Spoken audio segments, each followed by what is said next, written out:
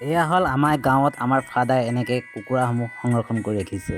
কুকুৰাসমূহে পানী খাবলৈ বা খাদ্য গ্ৰহণ কৰিবৰ কাৰণে কেনেদৰেনো ব্যৱস্থা কৰিব লাগে সেই বিষয়ে আমাৰ দেউতাই সম্পূৰ্ণভাৱে জানে। দেখিছেনে, এয়া আমি ধান দিয়া হৈছে এটা বটলৰ পকৰ চাইডটো কাটি কিনে মুখত আমি লগাই দিছোঁ। গতিকে আহক আমি সবিশেষ চাই থাকোঁ। আমি এনেকৈ পানী বটল এটা ল'লোঁ বা যিকোনো আমি ক'লা বা যিকোনো মিৰিণ্ডা বটল এটা লৈ কিনে আমি সুন্দৰকৈ এটা মাইকা পেনে তলৰ ভাগটো অৰ্থাৎ পকৰৰ ছাইডটো আমি মাৰ্কিং কৰি কিনে কাটি ল'ম। এতিয়া এখন কেঁচিয়ে আমি ধুনীয়াকৈ মাৰ্কিঙৰ ওপৰে আমি কাটি ল'লোঁ। চাই থাকিব আপোনালোকে ভালকৈ। এইটো হ'ল পকৰৰ ছাইডটো। এতিয়া বটলটোৰ মুখৰ ছাইডটো অৰ্থাৎ কেপটো আমি তাত সুন্দৰকৈ কি ক'ম, মাৰ্কা পেনটোৱে মাৰ্কিং কৰি কিনে আৰু পকৰ ছাইডটো আমি মাৰ্কিং কৰি কিনে আমি কি কৰিম, এতিয়া আমি এটা সৰু ফুটা কৰিম, মানে 0.25 এটা ফুটা কৰিম।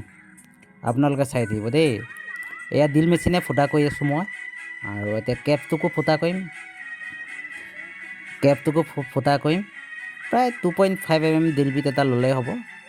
সাধাৰণভাৱে আমি যিবিলাক জেনুইনভাৱে ঘৰত ব্যৱহাৰ কৰি থাকোঁ এনেকৈ আমি ফুটা কৰি ল'লোঁ।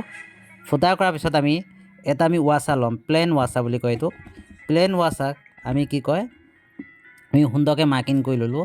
আৰু সেই প্লেন ৱাছাৰটোৰ লগতে আমি যাতে পানী লিক নহ'বৰ কাৰণে আমি এখন ৰাবাৰ প্লেট এখন কাটি ল'লোঁ। কাটি লৈ কিনে আমি এটা জাষ্ট 4 mm বলটোৰ লগত আমি ৱাছাৰটো লগালোঁ। আৰু ৱাছাৰটো লগাই কিনে এতিয়া আমি কেপটোৰ লগত বটলৰ পকৰ অংশটো আমি ফিটিং কৰি দিম কেপটোত। আৰু কেপটো ধুনীয়াকৈ আমি সেই পকৰ অংশত টাইট দিলোঁ। এতিয়া আমি এই কেপটো আমি ক'ত লগাম, এই কেপটো আমি বটলৰ সন্মুখৰ ভাগত আমাৰ অলৰেডি চকেট আছে, তাত আমি সুন্দৰকৈ লগাই দিম। ঠিক আছে, এতিয়া আমি স্পানাৰে সুন্দৰকৈ টাইট দি লৈছোঁ। টাইট দি লোৱাৰ পিছত এতিয়া আমি কি কৰিম চাই থাকিব। এতিয়া সুন্দৰভাৱে হৈ গৈছে অলৰেডি। এতিয়া আমি বটলটো তাত আমি ফিটিং কৰি দিম। এইটোৱে অতি সহজ পদ্ধতি। আমি ব্ৰইলাৰ ফাৰ্ম আমি এনেদৰে আমি খুলিব পাৰোঁ, বা মুৰ্গী ফাৰ্ম লোকেল হওক বা দেশী হওক। এতিয়া আমি তাত যে মাৰ্কিং কৰি ল'লোঁ, মাৰ্কিং কৰি তাত কি হয় ফুটা কৰি দিম, যাতে আমি ওপৰৰ পৰা পানীটো ঢালি দিলে সেই ফুটাইদি যিকোনো পানীয়ে হওক, তোমাৰ ধানেই হওক, চাউলেই হওক, সেই অংশদি বাহিৰলৈ আৰামদায়কভাৱে ওলাই আহিব। দেখিছেনে আপোনালোকে, এইটো ফুটা কৰি দিলোঁ 4 mm ড্ৰিল বিট এটা লৈ কিনে। আৰু এতিয়া আমি ফিটিং কৰি দিলোঁ কেপছটো ফিটিং কৰাৰ পিছত, এইটো ফুটা কৰাৰ পিছত এতিয়া আমাৰ কামটো প্ৰায় হৈ গৈছে। এতিয়া আমি কি কয় আইবল ল'লোঁ। এইটো আইবল বুলি কয়। আইবলটো পকৰ ফালে আমি সুন্দৰকৈ লগাই দিলোঁ। পকৰ ফালে সুন্দৰকৈ কিয় কাৰণে লগাই দিছোঁ, এইটো কাৰণে লগাই দিছোঁ যাতে বটলটো আমি ওলমাই ৰাখিব পৰাকৈ। তাৰ লগতে আমি এতিয়া ফেভিকুইক দি কিনে আমি টাইট কৰি দিম, যাতে আইবলটোৰ পৰা তোমাৰ বটলটো সৰি নপৰে, সেইবাবে আমি লগাই দিছোঁ। এতিয়া তেনেকৈ মই চেম্পল বনাই থোৱা আছিলে বহুতকেইটা আমাৰ ফাৰ্মৰ কাৰণে। মই এটা চেম্পলৰ কাৰণে দেখাইছোঁ।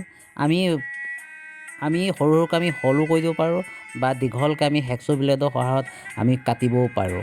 আমি যিকোনো এটা প্ৰচেছ আমি ফ'ল' কৰিলে হৈ গ'ল।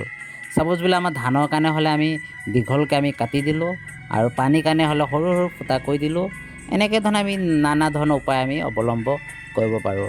এতিয়া চিনেপছ লৈ পেলাই আমি সুন্দৰকৈ আমি সেই অংশটো কাটি দিলোঁ, আৰু সেইফালেদি আমাৰ ধান বা চাউল যিকোনো খাদ্য বাহিৰলৈ অহাত সুবিধা হ'ব। ঠিক আছে, আপোনালোকে চাই থাকক। এনেকৈ ধৰণে আমাৰ ফাৰ্মসমূহত আমি সংৰক্ষণ কৰি ৰাখিছোঁ। গতিকে অধিক ভিডিঅ' পাবলৈ আপোনালোকে আমাৰ পেজটো ফ'ল' কৰি ৰাখিব। যদি ফেচবুকত চাই আছে পেজটো ফ'ল' কৰিব, ইউটিউবত চাই আছে যদি ইউটিউব চেনেলটো ছাবস্ক্ৰাইব কৰি দিবলৈ নাপাহৰিব। এনেধৰণে আমি সকলোবিলাক আমি প্ৰচেছৰ আমি অৱলম্বন কৰি থাকোঁ। এতিয়া আমি ধান ঢালি দিছোঁ। ধান ঢলাৰ পিছত আমি ধান ঢালি দিলোঁ। এতিয়া আমি কেপছটো লগাই দিছোঁ। কেপছটো লগোৱাৰ পিছত আমি এনেকৈ উল্টা কৰি দিলোঁ। এতিয়া দেখিছেনে কেনেকৈ ওলাইছে, কিমান ইজি প্ৰচেছত। তেতিয়া মুৰ্গীসমূহে কি হয়, ধান বা চাউল অনিষ্ট কৰিব নোৱাৰে। ইয়াত হ'ল আনটো বটলত আমি পানী ঢালি দিছোঁ। পানীটো কেনেকৈ ধৰণে আহিব আপোনালোকে চাই থাকিব। ঠিক আছে, এই পানীটো এনেকৈ ধৰণে আহিব। এতিয়া পানীটো মুৰ্গীক যিমান পৰিমাণে লাগে সিমান পৰিমাণে পানী আহিব। যেতিয়া তেওঁ ফুটা লেভেলত সমান হৈ যাব, তেতিয়া পানীটো অহা বন্ধ হৈ যাব। পানী যিমান খাব সিমানেহে তেওঁ পানীটো ওলাই আহিব। মানে কি হ'ল, সেই লেভেলটো কমি যাব। ঠিক আছে, আমি এনেদৰে এডাল কি কয় ষ্টেণ্ড বনাই কিনে ওলমাই দিছোঁ। এতিয়া আমাৰ গঁৰালৰ পৰা আমি মুৰ্গীসমূহ খুলি দিম। মুৰ্গীসমূহে সিহঁতৰ নিজৰ নিজৰ স্থানত আহি সুন্দৰকৈ পানী খুৱাই পানী খাব, ধান খুৱাই ধান খাব, চাউল খুৱাই চাউল খাইছে। এই দেখিছেনে কিমান আৰামদায়কভাৱে মুৰ্গীকেইটা খাইছে। আমাৰ এনেদৰে আমি ফাৰ্মসমূহত আমি সংৰক্ষণ কৰি ৰাখিছোঁ। গতিকে অধিক ভিডিঅ' পাবলৈ হ'লে আপোনালোকে যদি ভিডিঅ'টো ভাল লাগিছে শ্বেয়াৰ কৰি দিবলৈ নাপাহৰিব। গতিকে আমাৰ প্ৰচেছটো অতি সুন্দৰ প্ৰচেছ। দেখিছেনে কি সুন্দৰকৈ কি আৰামদায়কভাৱে তাহাঁতে পানী খাইছে। এতিয়া চাপ'জ আমি যদি অন্য পাত্ৰ এটাত দিয়া হ'লে সেই পাত্ৰটোত মুৰ্গীসমূহে কি হ'লহেঁতেন খোজ কাঢ়ি লেতেৰা কৰি অনিষ্ট কৰিহেঁতেন। ইয়াত কোনোমতে অনিষ্ট কৰিব পৰা নাযায়।